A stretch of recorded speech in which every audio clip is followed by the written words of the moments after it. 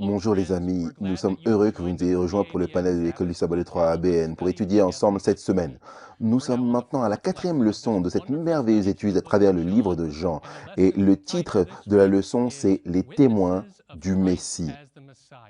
Maintenant, le meilleur outil à avoir avec vous en ce moment, c'est une Bible à portée de main et une copie du guide d'études bibliques pour adultes que vous pouvez obtenir gratuitement dans n'importe quelle église adventiste du 7e jour. Ou si vous allez sur www.sabbathschoolpanel.com, vous pouvez en télécharger une copie gratuitement. Alors préparez votre cœur et votre esprit à étudier et nous revenons tout de suite avec la leçon de cette semaine.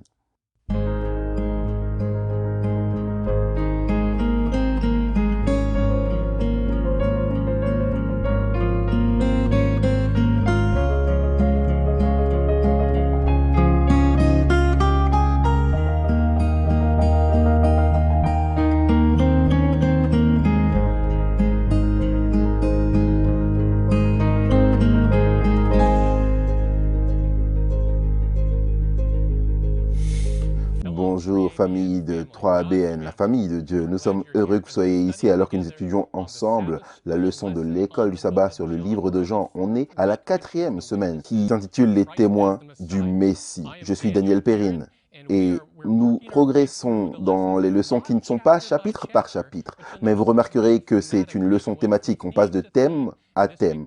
Cette semaine, nous examinons les témoins. Je ne suis pas le seul à présenter ici. Nous avons plusieurs étudiants de la parole de Dieu. Ils sont des camarades de classe et j'aimerais vous les présenter. Juste à ma gauche, nous avons Shelly Quinn. C'est une telle joie d'être ici. Merci de nous rejoindre et je suis contente. La leçon de lundi, c'est l'agneau de Dieu. Nous avons ensuite le frère Ryan Day. Amen. J'ai la leçon de mardi intitulée Les deux disciples de Jean-Baptiste. Puis nous passons au mercredi, les prochains témoins de Christ, partagés par le pasteur John Denze. C'est une bénédiction d'être ici. Jean est l'un de mes livres favoris. J'ai la leçon de mercredi, Philippe et Nathanaël. Et finalement, Jean Morricone. Merci beaucoup, Daniel. Jeudi, nous regardons les témoins de Nicodème. Comme vous pouvez le voir, nous avons un certain nombre de témoins de Christ en tant que Messie pour aujourd'hui. Maintenant, si vous êtes intéressé pour recevoir les notes que nous utilisons alors que nous étudions et présentons, vous pouvez aller sur 3abnsabbathschoolpanel.com. Vous trouverez un petit onglet quelque part sur cette page qui dit notes. Vous entrez vos informations et vous serez prêt pour recevoir ces notes chaque semaine. Avant de commencer notre étude, j'aimerais demander à Jill si tu veux bien prier pour nous. Notre Père Céleste, nous venons devant toi au nom de Jésus, reconnaissant pour le don de ta parole et le don du Saint-Esprit, qui ouvre nos cœurs et nos entendements pour comprendre et recevoir. Maintenant, alors que nous étudions, nous demandons que tu puisses nous révéler comment nous pouvons être de meilleurs témoins pour toi et nous te remercions au nom de Jésus. Amen. Je partagerai la leçon de dimanche qui est intitulée Le témoignage de Jean-Baptiste. Notre verset à mémoriser pour cette semaine, c'est Jean 3,3, qui ne parle pas de Jean-Baptiste, mais qui va nous préparer pour là où nous allons dans cette leçon. Le verset à mémoriser, c'est une promesse.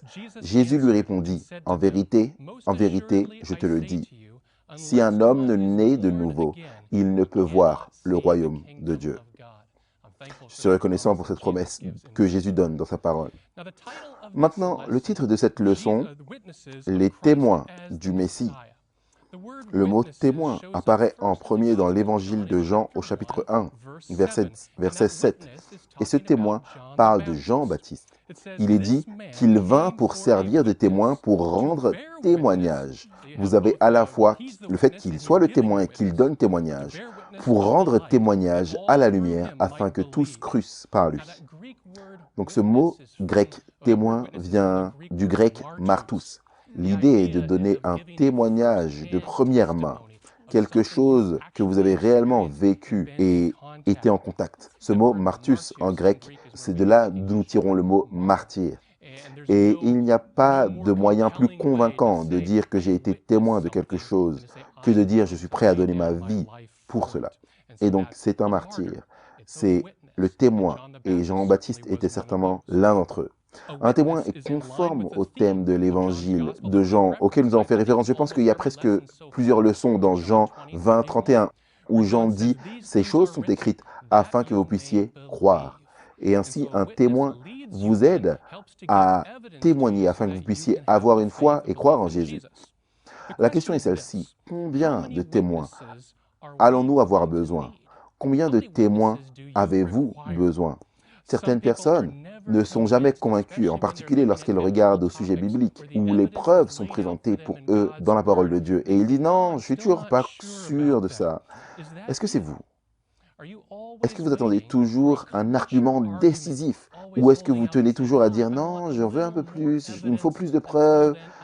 D'ici là, je me contente d'être un sceptique. À travers les témoignages que Jean expose ici, il vous invite, ainsi que moi et les autres, à jeter un œil aux preuves que Dieu a présentées pour vous, parce que Dieu sait ce qui est requis. Dieu connaît les preuves qu'il faut. Il dit, je vais vous donner tout ce dont vous avez besoin.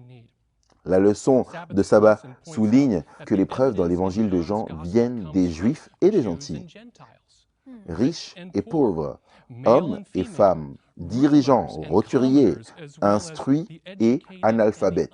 Des témoignages qui viennent de témoins de tous bords. Alors qu'on commence ici à la 4e leçon, il y a 5 leçons hebdomadaires pendant lesquelles nous allons nous concentrer sur les témoins du Messie, de Christ. Nous avons Jean-Baptiste dans cette leçon, Andrew et Simon-Pierre, Philippe et Nathaniel, Nicodème, les Samaritains. Il y aura le témoignage du Père, le témoignage de la foule, Marie qui a oint les pieds de Jésus et de manière inattendue, le témoignage de Pilate, le témoignage de Thomas et même d'autres témoins qui viennent avant Christ à travers les textes de l'Ancien Testament. La leçon pointe même vers tous les miracles de Jésus qui sont appelés des signes, Siméon, quelque chose qui attire l'attention sur quelque chose, les témoins, et qui sont aussi des témoins qui pointent vers Jésus. Nous avons le témoignage de ceux qui sont venus avant nous. Hébreux 11 est un exemple parfait de cela. Regardez à ce que les autres ont cru vous donne une base pour croire. Et puis, nous avons notre propre témoignage qui est l'expérience que nous avons avec Dieu. C'est un témoignage qui nous est convaincant et également un témoignage que nous partageons avec les autres. Donc, Dieu nous dit, en résumé ici, je vous ai donné tout ce dont vous avez besoin pour croire. Allez-vous l'examiner? Allez-vous prendre une décision? Jean chapitre 1, versets 19 à 23 nous raconte l'histoire du témoignage de Jean-Baptiste. Jean n'est pas un personnage secondaire dans le livre de Jean-Baptiste dont je parle. Il est en fait mentionné ici même dans le prologue, au verset 6 et 7, où Jésus nous est présenté comme la parole, comme la lumière. Vous avez ce personnage qui a été préparé par Dieu. Il a été prévu, il fait partie de la prophétie biblique. Il est un élément essentiel pour désigner Jésus. Et il vient avant que Jésus ne soit baptisé. Vous avez Jean-Baptiste. Et nous le trouvons donc au verset 6 et 7, où il est dit, « Il y eut un homme envoyé de Dieu, son nom était Jean. » Jean, l'auteur de l'Évangile, compte sur le fait que nous savons déjà qui est Jean-Baptiste et sur le fait qu'il a rapidement attiré les gens à Judée pour venir l'écouter prêcher et avoir leur cœur changé et se concentrer sur la repentance et la confession, et que les prêtres juifs, les dirigeants, étaient également intéressés par Jean à découvrir qui il était, parce que l'auteur de l'Évangile ne nous raconte pas l'histoire de Jean-Baptiste, il nous le présente simplement comme une partie du plan de Dieu. Et donc les dirigeants juifs arrivent et ils veulent savoir concernant Jean, qui es-tu? Qui es-tu? Et derrière cela, bien sûr, c'est qu'est-ce qui te donne le droit, qu'est-ce qui te donne l'autorité? Tout le monde t'écoute, ils ne viennent plus nous voir, ils sont rassemblés avec toi, qui es-tu? Et la réponse immédiate de Jean nous dit exactement qu'il n'est pas. Il dit, je ne suis pas le Christ. Si c'est là votre question, ce n'est pas qui je suis. Et donc, il demande, est-ce que tu es Élie? Celui qui était promis, Malachi, avait promis qu'Élie allait revenir, mais non pas en personne, mais dans l'esprit et la puissance d'Élie. En d'autres termes, ces pharisiens et dirigeants juifs, ils avaient étudié les prophéties. Ils savaient ce qui était prédit. Jean-Baptiste immédiatement répond, « Non, je ne suis pas Élie. » Ensuite, il dit, « Mais est-ce que tu es un prophète que Moïse avait prévu? » Ils font donc référence à encore plus de prophéties. Et Jean-Baptiste répond immédiatement, « Non, je ne suis pas ce prophète. » J'aimerais que vous puissiez remarquer que les Lévites et les prêtres, ils étudiaient les prophéties bibliques. Mais comme nous allons le découvrir, ils n'étaient pas vraiment à l'écoute de la façon dont les prophéties bibliques allaient changer leur vie. Ils ne cherchaient pas à travers les prophéties pour être attirés à Jésus. Et c'est un rappel pour nous parce que nous nous concentrons sur l'étude des prophéties bibliques. Nous pouvons le faire d'une manière qui ne nous mènera pas à Jésus, mais qui nous donnera simplement plus d'informations. Nous voulons une bonne volonté pour le suivre, pas seulement une connaissance. Pour le suivre, surtout quand c'est difficile et que cela coupe les habitudes et les désirs de notre cœur. Et donc il demande à nouveau, qui es-tu? Et Jean les ramène à une prophétie biblique mal comprise. Il dit, je suis la voix de celui qui crie dans le désert, aplanissez le chemin du Seigneur. C'est une image où on dégageait le chemin pour le char du roi, pour qu'il puisse voyager en douceur, afin qu'il soit facile d'arriver là où il allait. Le but de Jean-Baptiste est de faire que ce soit facile pour les gens d'accepter Jésus, préparer leur cœur et leur esprit. Et il fait exactement ce que nous devrions faire. Deux choses, il dit, regardez ce que dit la Bible. Et donc il cite l'Écriture, Ésaïe chapitre 40, verset 3. Et numéro 2, il tourne toute attention vers Jésus. Aucune pour lui, il n'a pas besoin de compliments. Il a besoin que les gens recherchent et regardent à Jésus. Il n'a pas besoin de gens qui disent « Ah, beau message !» Il veut que les gens aient leur cœur et leur vie changés. Il n'a pas besoin et il ne désire pas les louanges de quiconque. Il veut simplement qu'ils disent « Oui, je laisserai le Seigneur changer ma vie. » Et c'est un point important. Je vais partager deux citations ici. Parce que les pasteurs, les enseignants, nous n'avons pas besoin de compliments. Nous avons besoin que les gens regardent à Jésus. Et voici la première déclaration que je vais partager avec vous. Ne flattez pas, n'exaltez pas votre pasteur en lui disant quel magnifique discours il a prêché. Laissez-le se tenir dans sa position en tant qu'ambassadeur du Christ. Écoutez ses paroles comme si elles étaient envoyées de Dieu. Tenez compte de ses instructions et montrez par votre vie que vous avez entendu dans un certain but. Et en tant qu'humble chrétien, sans aucune parade, laissez votre pasteur remplir ses devoirs. Ça, c'est écrit dans Signe des Temps le 27 janvier 1890. Et c'est un point tellement important que je partageais une déclaration supplémentaire ici de Témoignage pour l'Église, volume 1, à la page 474. Ellen White écrit ici, elle dit « J'élève ma voix pour mettre en garde contre les louanges ou les flatteries envers les pasteurs. J'ai vu le mal, le terrible mal de cela. Ne prononcez jamais un mot de louange envers vos ministres devant eux. Exaltez Dieu. Respectez toujours un pasteur fidèle. Réalisez ses fardeaux et allégez-les si vous pouvez. Mais ne le flattez pas, car Satan est prêt, car Satan se tient prêt à sa tour de guet pour faire ce genre de travail lui-même dans son cœur. Donc nous ne voulons pas être impliqués dans l'œuvre de Satan, élevant le messager.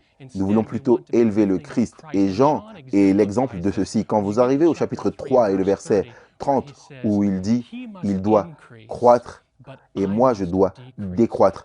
Et ça, c'est notre prière, que Jésus soit élevé. Donc, regardons ce qu'était ce témoignage de Jean dans la dernière minute que j'ai ici dans Jean, verset 29. Jean dit clairement « Voici l'agneau de Dieu qui ôte le péché du monde. » C'est lui dont j'ai dit, après moi viendra un homme qui est plus grand que moi, parce qu'il était avant moi. Et puis au verset 32, Jean rend témoignage en disant, j'ai vu l'Esprit descendre du ciel comme une colombe et se poser sur lui. On lui a dit que celui sur qui l'Esprit serait posé était celui qu'ils attendaient. Et ensuite, verset 34, Jean dit clairement, j'ai vu et témoigné que celui-ci est le Fils de Dieu. Donc Jean nous donne un exemple parce que son œuvre, préparer les gens pour la première venue de Christ, doit être notre œuvre, préparer les gens pour la seconde venue de Christ, dans un langage clair, spécifique, précis, utilisant les Écritures pour élever Jésus et tourner leur attention, non pas vers nous, mais tourner leur attention vers celui qui est le Sauveur du monde, l'agneau de Dieu, qui donne le Saint-Esprit et qui est le Fils de Dieu, le Sauveur de l'humanité. Amen. Merci Daniel pour cette magnifique introduction. Je m'appelle Shelly Quinn et la leçon de lundi, c'est l'agneau de Dieu. Pourquoi Jésus est-il appelé l'agneau? Nous devons comprendre l'alliance éternelle et je vais brièvement expliquer cela. Apocalypse 13, 8 nous dit que Jésus était l'agneau qui a été immolé dès la fondation du monde. En d'autres termes, la grâce était prédestinée avant que le monde n'ait commencé. La divinité, la deuxième personne de la divinité, s'est engagée à descendre et à prendre en charge la chair humaine et de mourir en notre nom pour satisfaire la justice de Dieu contre le péché. La miséricorde triomphe du jugement, comme le dit Jacques 2,13. Donc si vous pensez à Jésus comme à cet agneau sans tache, l'agneau sans péché, 1 Pierre 1, 18 à 20 et une écriture que vous devriez savoir par cœur, Pierre écrit, sachant que vous n'avez pas été rachetés avec des choses corruptibles comme de l'argent ou de l'or, de votre vaine conduite reçue par tradition de vos pères. Mais, par quoi avez-vous été rachetés? Par le sang précieux de Christ, comme d'un agneau sans tache, sans défaut. Il était, en effet, prédestiné avant la fondation du monde, mais s'est manifesté dans ces derniers jours pour vous. Ne laissez jamais personne vous dire que vous n'avez aucune valeur. Mais Dieu nous accorde une grande valeur. Nous ne la méritons pas, mais par sa grâce, Dieu nous accorde une grande valeur. Vous ne valez rien de moins que le prix qu'il a payé pour vous avec le sang précieux de Jésus-Christ. Et ce sang est le sang de l'alliance éternelle. Si nous regardons à Hébreux 13, 20 et 21, Hébreux 13, 20, il nous est dit que le Dieu de paix, qui a ramené d'entre les morts le grand pasteur des brebis, par le sang d'une alliance éternelle, notre Seigneur Jésus vous rende capable de toute bonne œuvre pour l'accomplissement de sa volonté et fasse en vous ce qui lui est agréable par Jésus-Christ, auquel soit la gloire au siècle des siècles. Vous voyez, Dieu a planifié avant la fondation du monde. L'alliance éternelle est en réalité présentée dans Genèse 3,15, lorsque Dieu a parlé au serpent et a dit « Je mettrai inimitié entre ta semence, entre toi et la femme, entre ta semence et sa semence.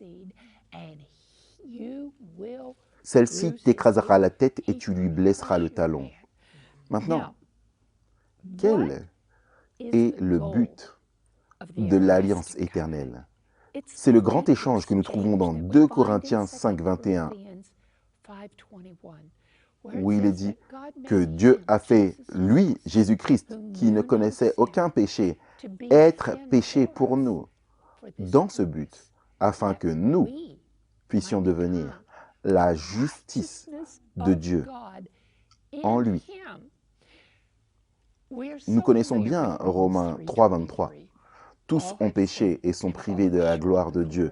Mais nous ne devrions jamais nous arrêter là, car le texte continue. Tous ont péché et sont privés de la gloire de Dieu, et ils sont justifiés gratuitement par sa grâce, par le moyen de la rédemption qui est en Jésus-Christ. Donc, cette alliance éternelle est donc la justice par la foi. Et Dieu l'a introduite dans le jardin. Il a établi un système sacrificiel qui pointait vers l'agneau de Dieu sans tache qui venait. Tous les saints de l'Ancien Testament ont été sauvés grâce à la justification par la foi et leur croyance en la venue du Messie. Il a établi ceci avec Abraham dans Genèse 15, quand il dit « Abraham crut à Dieu et que cela lui fut imputé à justice ». Mais bien que les dirigeants religieux à l'époque de Christ aient étudié la prophétie, ils ont déformé l'Écriture et ils ont enseigné que le Messie venait comme un roi conquérant, régnant, un conquérant militaire qui les délivrerait. Donc le but de l'évangile de Jean est de changer les opinions préconçues de l'époque. Il voulait que les gens comprennent que le Messie venait pour accomplir les prophéties de l'Ancien Testament qui incluaient le sacrifice de lui-même pour le monde, afin qu'il puisse renouveler ou réconcilier l'humanité avec Dieu. Regardons donc Jean 1, 29, et nous allons au verset 37. Les disciples de Jean-Baptiste l'entendirent témoigner. Et il est dit, le lendemain, il vit Jésus venant à lui et il dit, et qu'est-ce qu'il est dit? Voici l'agneau de Dieu qui ôte le péché du monde. Jean était très familier. Il venait de citer Ésaïe, comme vous l'avez vu, mais il est familier avec Ésaïe 53, 7, où il est dit, il a été opprimé, affligé, il n'a pas ouvert la bouche. Il était comme un agneau qui a été conduit à l'abattoir, comme une brebis devant ceux qui la tondent. Et muette, il n'a pas ouvert la bouche. Puis il est dit, c'est celui dont j'ai dit, après moi vient un homme qui m'a précédé. Pourquoi? Parce qu'il était avant moi. En d'autres termes, c'est le Dieu éternel. Je ne le connaissais pas, mais c'est afin qu'il fût manifesté à Israël que je suis venu baptiser d'eau. Jean rendit ce témoignage. J'ai vu l'Esprit descendre du ciel comme une colombe et s'arrêter sur lui. Je ne le connaissais pas, mais celui qui m'a envoyé baptiser d'eau, celui-là m'a dit, celui sur qui tu verras l'Esprit descendre et s'arrêter, c'est celui qui baptise du Saint-Esprit. Et j'ai vu, dit Jean, et j'ai rendu témoignage qu'il est le Fils de Dieu. Et à nouveau, le lendemain, Jean était encore là avec 2 de ses disciples. Et ayant regardé Jésus qui passait, il dit, « Voilà l'agneau de Dieu. » Les 2 disciples l'entendirent prononcer ces paroles et ils suivirent Jésus. Donc Jean, sa déclaration, je lis cela de notre leçon, la déclaration de Jean-Baptiste concernant Jésus comme l'agneau de Dieu soutient le but de l'évangile de Jean, qui est d'apporter une compréhension renouvelée de l'œuvre et de la nature du Messie. Jésus serait en effet l'accomplissement de la promesse du système sacrificiel, retournant à la promesse qui a commencé juste là, dans le Jardin d'Éden, dès que le péché est entré dans le monde. Et il est dit, l'accomplissement de la promesse du système sacrificiel, retournant à la promesse du Rédempteur, donnée pour la première fois dans Genèse 3:15. Jésus dit, et c'est cité dans Marc 10:45, car le Fils de l'homme est venu, non pour être servi, mais pour servir et donner sa vie comme la rançon de plusieurs. Et nous savons que Romains 5:8 dit ceci, lorsque nous étions encore pécheurs, Dieu a envoyé son Fils de l'Alliance dans la personne de Jésus-Christ pour mourir pour les impies. Mais quel est le but de sa mort? 2 Pierre 24 nous dit, lui, Christ, qui a porté lui-même nos péchés en son corps sur le bois, afin, toutes les fois que vous voyez « afin que », c'est une déclaration de but. Il n'est pas mort pour que nous puissions vivre comme le diable. Mais, nous dit Pierre, il a porté nos péchés lui-même en son corps, afin que, morts nous au péché, nous vivions pour la justice. Lui, par les meurtrissures duquel vous avez été guéris. Quand vous pensez à l'agneau sans tache qui était requis dans l'ancien système sacrificiel, quand vous pensez que le pécheur devait lui trancher la gorge et qu'il était ensuite offert sur l'autel, nous sommes tous coupables de la mort du Christ, mais il est mort pour nous afin qu'il puisse nous justifier librement par la grâce de Dieu et qu'il puisse nous donner un nouveau départ. Voici l'agneau de Dieu qui ôte vos péchés. Amen. Merci Shelly. Comme vous pouvez le voir, nous ne voulons rien faire d'autre que d'élever et de pointer vers Jésus, que nous continuerons à faire après une courte pause. Alors n'allez nulle part, nous revenons tout de suite. À nouveau bienvenue, alors que nous regardons les témoins du Messie, nous avançons à la leçon de mardi. Amen, merci beaucoup. Je m'appelle Ryan Day, j'ai la leçon de mardi intitulée Les 2 disciples de Jean-Baptiste. Nous allons reprendre là où Shelly s'est arrêtée. Et je vais aller au verset 35 dans Jean chapitre 1. Et nous allons lire jusqu'au verset 39. Nous ferons quelques commentaires et nous allons apprendre des leçons puissantes parce que j'aime vraiment cette étude particulière. À nouveau, Jean chapitre 1, verset 35 nous dit le lendemain, Jean était encore là avec deux de ses disciples.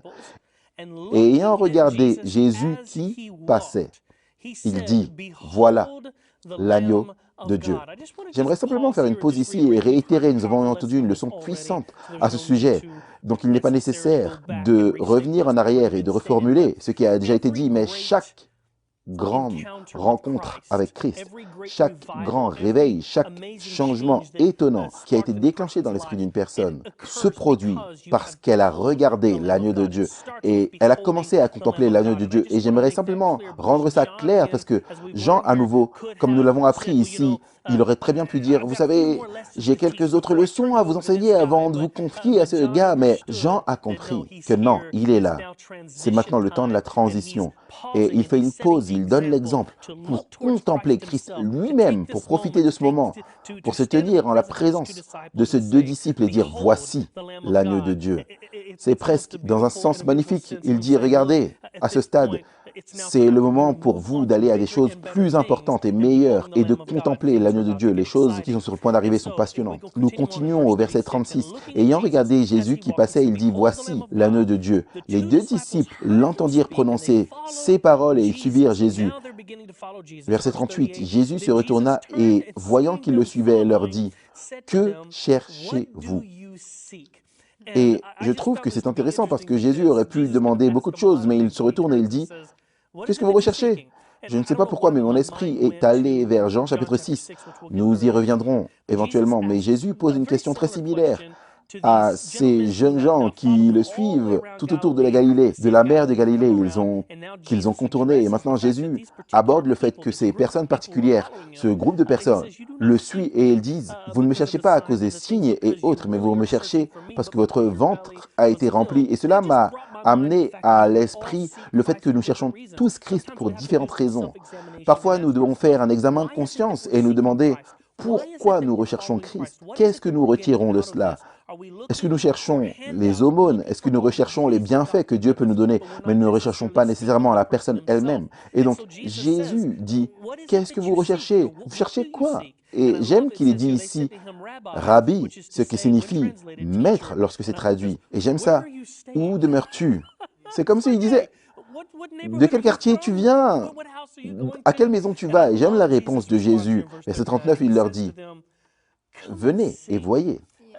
Jésus aurait pu facilement dire, « Oh, bien, moi j'habite là-bas, 1414 rue du Sycomore. » Jésus savait qu'à ce moment-là, il avait une opportunité dans un rendez-vous divin, qu'il allait pouvoir passer plus de temps avec ces jeunes gens. Et j'aimerais m'arrêter ici et faire valoir un point. On va développer cela un peu plus dans le temps dont nous disposons. Jésus aurait pu leur dire, « Vous savez, je suis d'ici, de ce quartier-là, venez dans un avenir proche. » Quand vous avez le moment, parfois, Dieu organisera un rendez-vous divin incroyable pour nous, pour lequel il veut que nous prenions le temps ici et maintenant. Souvent, on est tellement pris par l'agitation de la vie que nous mettons notre témoignage, notre travail de témoigner, les opportunités incroyables que Dieu nous offre. Nous mettons cela en veilleuse, on se dit, ah, je vais parler de Jésus avec cette personne plus tard, une autre fois, oh, j'aurai le temps de parler, j'aurai le temps de témoigner, j'aurai le temps de me connecter avec cette personne. Jésus n'a pas fait cela. Il aurait pu facilement dire, oh, j'habite par ici, j'habite par là,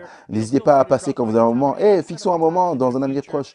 Jésus leur a dit, venez et voyez, parce que Jésus avait un motif, il a compris que ces personnes allaient le suivre. Et si vous continuez à lire, il est dit, ils allèrent et virent où il demeurait. C'est au verset 39. Et ils restèrent auprès de lui ce jour-là. C'était environ la 10e heure. C'était environ 16 heures. C'était quelques heures avant la fin de la journée. Ils ont passé la majeure partie de la journée avec Jésus. Ils ont appris à le connaître. Ils ont établi ce lien avec lui. Et bien sûr, parce qu'ils ont maintenant passé un certain temps à contempler Jésus-Christ, l'agneau de Dieu, les choses ont commencé à se produire dans leur vie. Immédiatement, bien sûr, ces disciples continuent et disent aux autres, ils sont tellement contents, et bien sûr, l'un d'entre eux, c'est André.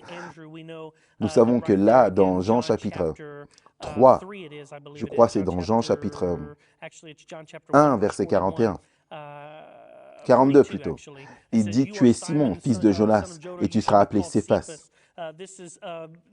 Jésus ayant une rencontre avec Pierre, dans laquelle André aurait continué et aurait dit à Pierre, son frère, à cause de sa rencontre qu'il a eue avec Jésus après ce point. Et C'est une chose étonnante à laquelle nous devons arriver pour comprendre. Nous avons des opportunités de connaître Christ, de contempler Christ, de le chercher pour les choses réelles pour lesquelles nous devrions le chercher. Mais établissons-nous réellement ces liens? Prenons-nous le temps de vraiment le contempler autant que possible? L'accent que la leçon fait ressortir ici, tout l'accent de l'évangile de Jean, est de mettre en lumière qui est Jésus. Lorsque nous nous arrêtons et réalisons que c'est vraiment ce dont il est question, savons-nous vraiment qui il est? Qui est Christ pour vous? Faire la lumière sur qui est Jésus, c'est tout l'accent de l'évangile de Jean, afin que cette bonne nouvelle puisse être partagée avec le monde entier. Et j'aime la question avec laquelle la leçon se termine. De quelle manière le Christ et votre foi en Christ ont changé votre vie? De quelle manière Christ a-t-il changé votre vie? Connaître Dieu. Alors que je réfléchissais à cela pendant de nombreuses années durant mon ministère, j'en savais beaucoup sur le Christ. J'étais un fan de Jésus-Christ. Je ne le connaissais pas vraiment. J'étais un fan de Christ, mais je n'étais pas un disciple de Christ. Il y a une différence. Êtes-vous un fan ou un disciple?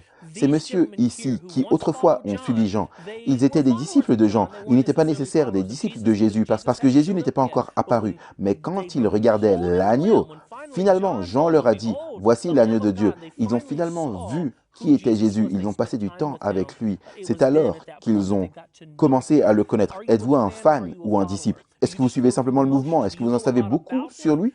Ou est-ce que vous connaissez vraiment Jésus-Christ? Jean 17, 3 nous dit, bien sûr, nous y reviendrons, mais il est très clair ici, quand Jésus est en route vers le jardin de Gethsémanée, sur le point de donner sa vie, de se sacrifier bientôt, il est dit, c'est la vie éternelle, qu'ils te connaissent, toi le seul vrai Dieu, et Jésus-Christ que tu as envoyé.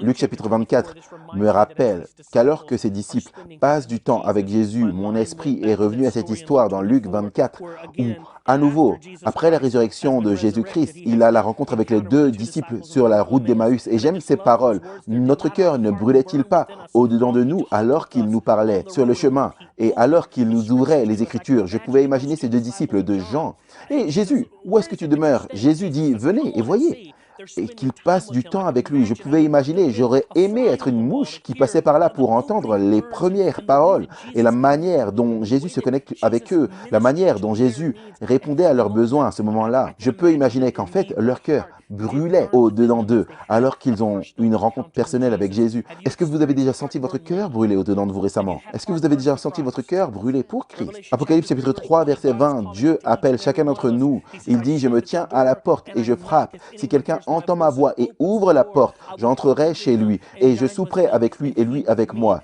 Jésus vous dit, « Viens et vois. » Jésus, où es-tu? Jésus dit, viens et vois, passe du temps avec moi, tu apprendras à me connaître. Matthieu chapitre 11, versets 28 à 30.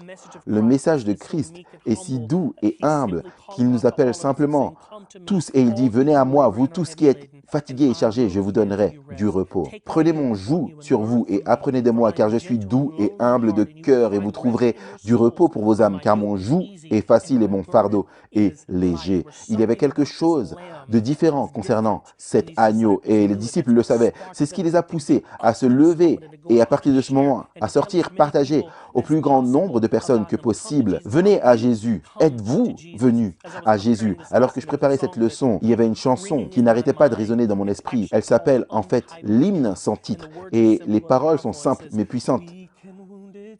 Le pécheur, faible et blessé, perdu, laissé pour mort. Lève la tête, car l'amour passe. Viens à Jésus. Viens à Jésus.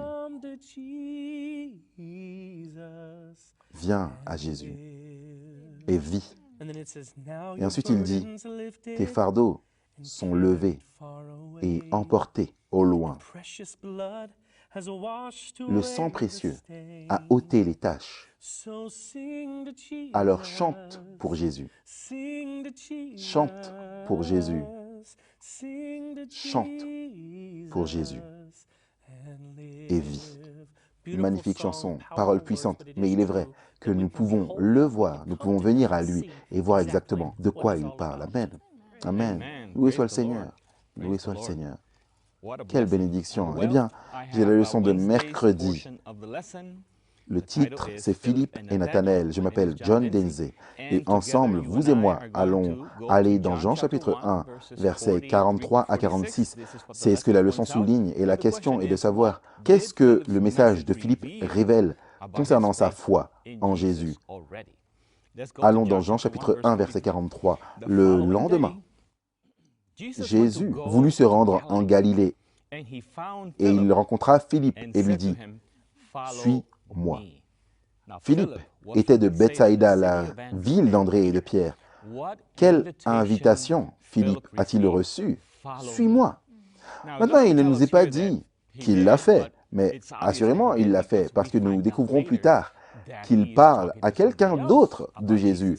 Et nous ne savons pas combien de temps il y a entre le verset 44 et le verset 45, mais Philippe a passé du temps avec Jésus, à suivre Jésus, et il était tellement impressionné, il était tellement béni qu'il ne pouvait pas contenir la joie et la bénédiction. Alors maintenant, nous passons au verset 45.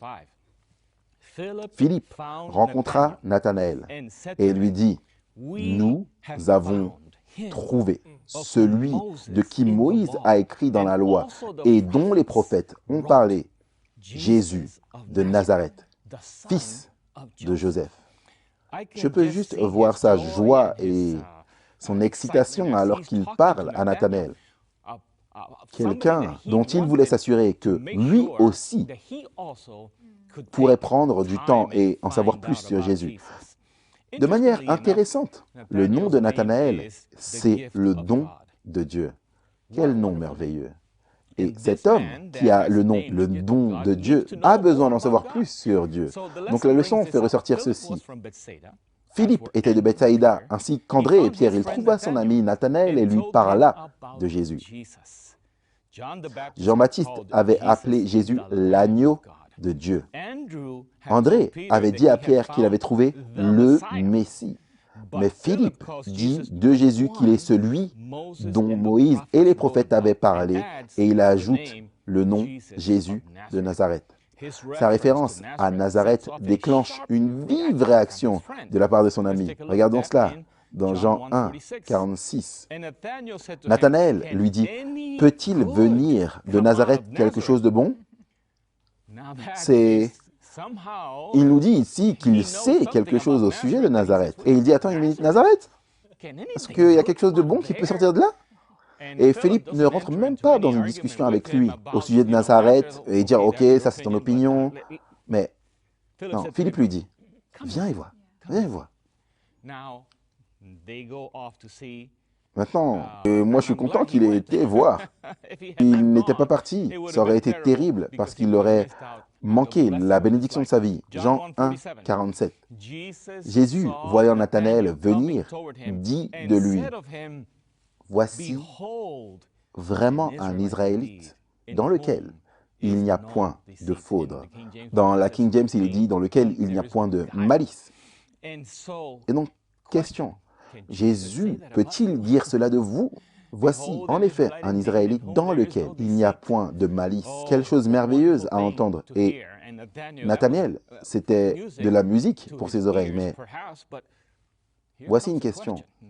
Verset 48, Nathanaël lui dit, « Comment me connais-tu » Jésus lui répondit et lui dit, « Avant que Philippe t'appela, quand tu étais sous le figuier, je t'ai vu. » Waouh, merveilleux, merveilleux.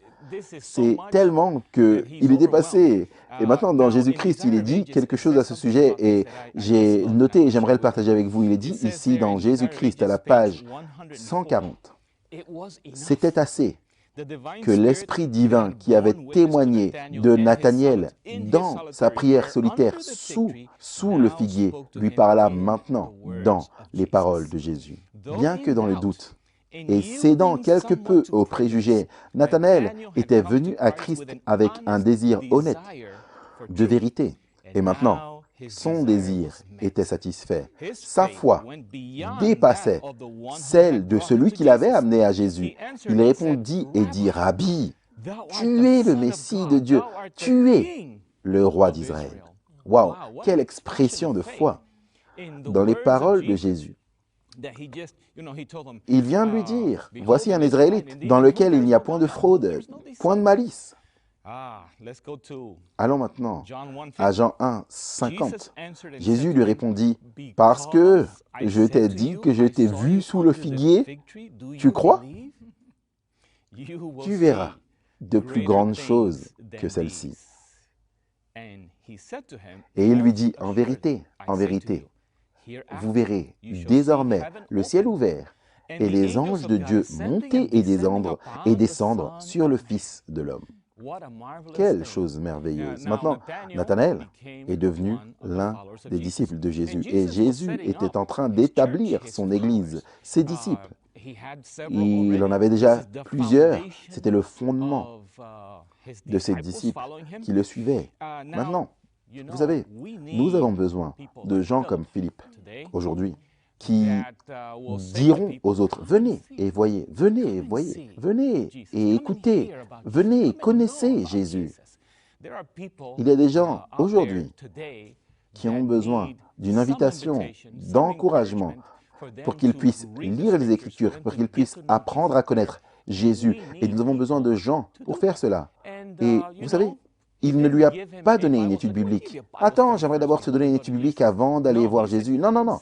Il a dit, viens, vois. J'aimerais vous lire maintenant Jésus-Christ à la page 141. Philippe dit à Nathanaël, viens et vois. Il ne lui a pas demandé d'accepter le témoignage d'un autre, mais de contempler le Christ par lui-même. Maintenant que Jésus est monté au ciel, ses disciples sont ses représentants parmi les hommes. C'est vous et moi. Et l'un des moyens les plus efficaces de gagner des âmes à lui est d'illustrer son caractère dans notre vie. Notre influence sur les autres ne dépend pas tant de ce que nous disons que de ce que nous sommes. Les hommes peuvent combattre et défier notre logique. Ils peuvent résister à nos appels, mais une vie d'amour désintéressé est un argument au sujet duquel ils ne peuvent rien trouver à redire. Une vie cohérente, caractérisée par la douceur du Christ, est une puissance dans le monde. Et c'est pourquoi nous voyons les Écritures nous dire que votre lumière luise devant les hommes, afin qu'ils puissent voir vos bonnes œuvres et glorifier votre Père céleste. Vous savez, nous devons comprendre que nous sommes appelés à représenter Christ. Nous voyons plusieurs individus ici, nous voyons cet exemple. C'est pour que nous puissions comprendre que nous avons la responsabilité et la joie d'amener les autres à Jésus-Christ. Et donc, je vous encourage à devenir témoins pour Jésus. Vous savez, cette leçon parle de témoins pour Jésus. Nous devons être des témoins pour Jésus. Aujourd'hui, il y a tellement d'obscurité, de corruption dans le monde que les gens doivent savoir qu'il existe une meilleure voie. Il existe un sauveur. Et vous savez, comme le dit cette chanson, les gens ont besoin du Seigneur. Et ils se promènent ici et là, et ils ne savent pas qu'il y a une personne si merveilleuse qu'ils ont besoin de connaître. Et c'est Jésus-Christ, qu'il est mort pour eux. Nous avons entendu Romains 5, verset 8. Mais Dieu nous manifeste son amour en ce que, alors que nous étions encore pécheurs, Christ est mort pour nous. Les gens doivent savoir que Christ est mort pour eux, qu'il est le grand sauveur. C'est le message que nous avons besoin d'apporter au monde, que les gens doivent entendre parler de Jésus. Les gens ont besoin de personnes comme Philippe, de personnes comme Nathanaël, dans la vie desquelles il n'y a pas de malice, pas de corruption dans leur vie, afin qu'ils ne puissent pas dire « Mais attends une minute, pourquoi tu me parles de Jésus? Pourquoi tu me parles de suivre Jésus? Toi, tu vis comme ci ou comme ça. » Vous savez, je me souviens, quand je travaillais dans cet endroit particulier, dans une banque, il y avait cette personne qui parlait à tout le monde. « Ne me parle pas de ça, je suis chrétien. Ne me parle pas de ça, je suis chrétien. » Et malheureusement, cela s'est retourné contre lui parce que finalement, il a commencé à faire certaines choses et ils ont dit « Mais attends une minute, Daniel, je pensais que tu étais chrétien. » Alors nous devons laisser notre lumière briller devant les hommes afin qu'ils puissent voir nos bonnes œuvres et glorifier notre Père céleste. Donc nos paroles, nos actions parle de Jésus, mais soyons prudents. Comportons-nous comme Jésus veut que nous nous comportions. Laissons Jésus entrer dans nos cœurs afin qu'il puisse briller à travers nous et nous permettre d'être un témoignage qui conduit les autres à Jésus, qui leur dit « venez et voyez ». Amen. Merci beaucoup, Pasteur Johnny, Ryan, Shelly, Daniel. Quelle leçon incroyable. Dieu appelle chacun d'entre nous à être ses témoins. Pasteur John et Ryan, vous avez parlé de Jésus appelant les disciples ou certains de ses disciples.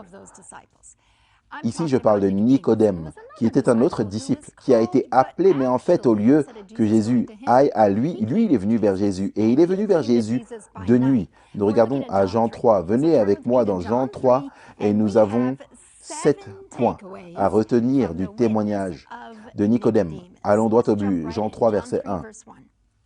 Il y eut un homme d'entre les pharisiens, nommé Nicodème, chef des Juifs, nommé Nicodème, un chef des Juifs. C'était un membre du Sanhédrin, le conseil dirigeant des Juifs, comme la Cour suprême, on pourrait dire.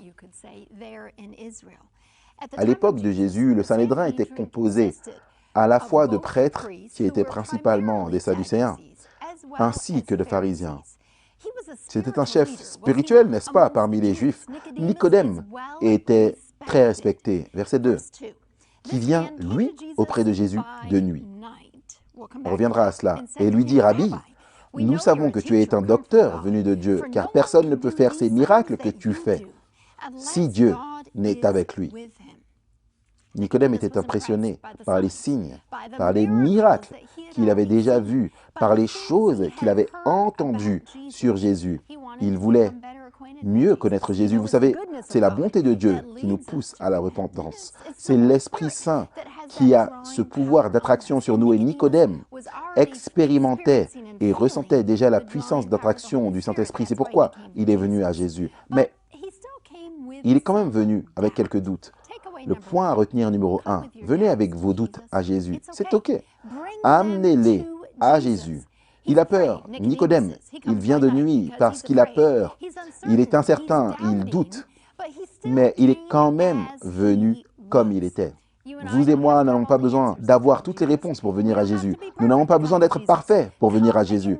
Venez dans n'importe quel état et n'importe quelle condition vous êtes en ce moment. Continuez à lire le verset 3.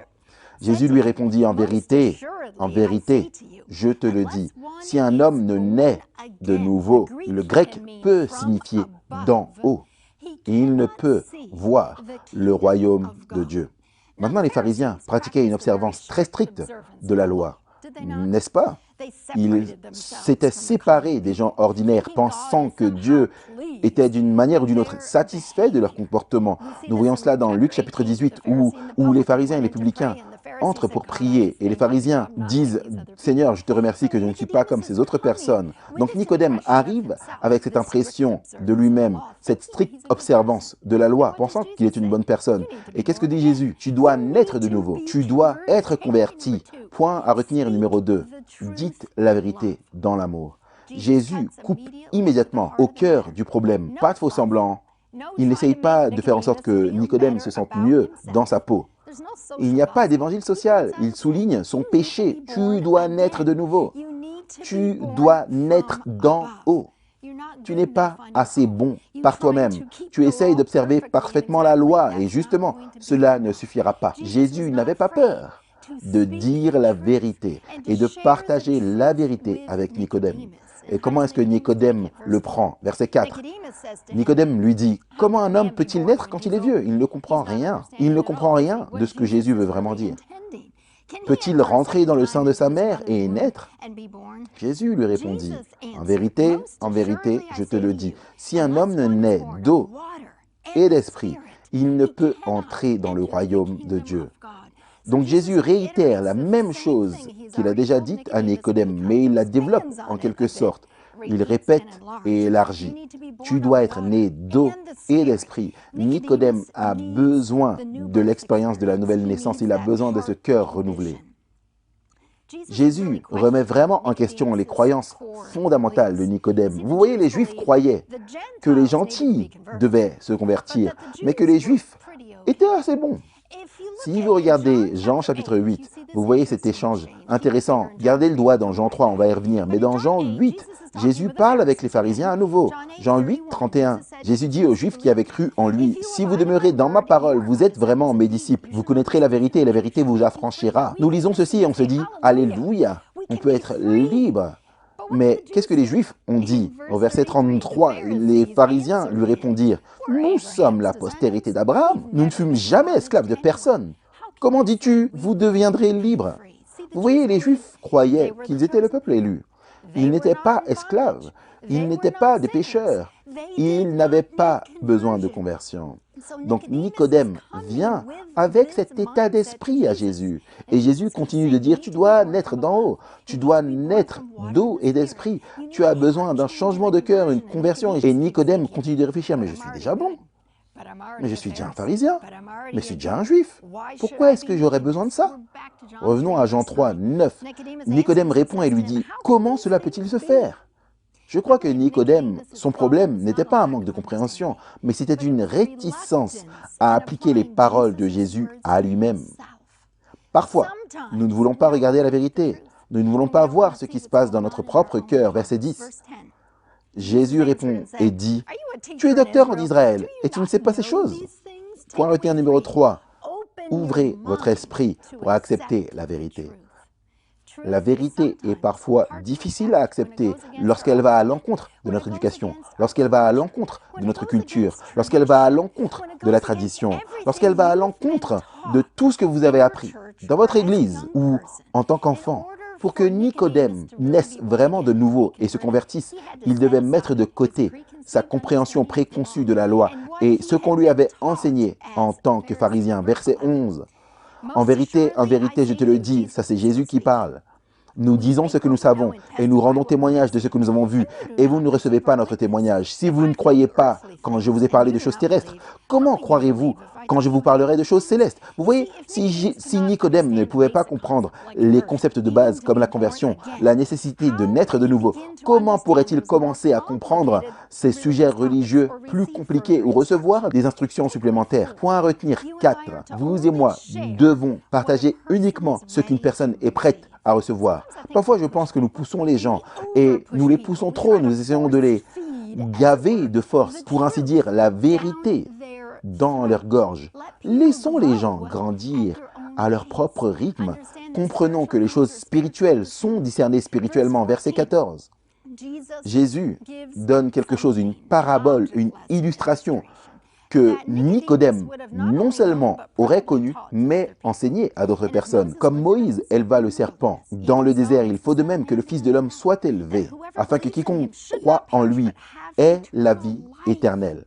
Jésus revient et donne cette même illustration encore, que Nicodème doit être converti. Regardez au Sauveur, comme le serpent a été élevé dans le désert. Regarde à Jésus, le Sauveur, sur la croix, afin d'avoir cette vie éternelle. Le point numéro 5, essayez de nouveaux moyens, de nouvelles méthodes pour partager la vérité. Jésus aurait pu dire, je t'ai déjà expliqué, pourquoi est-ce que tu ne comprends pas, Nicodème? À la place, il utilise une illustration pour expliquer la vérité.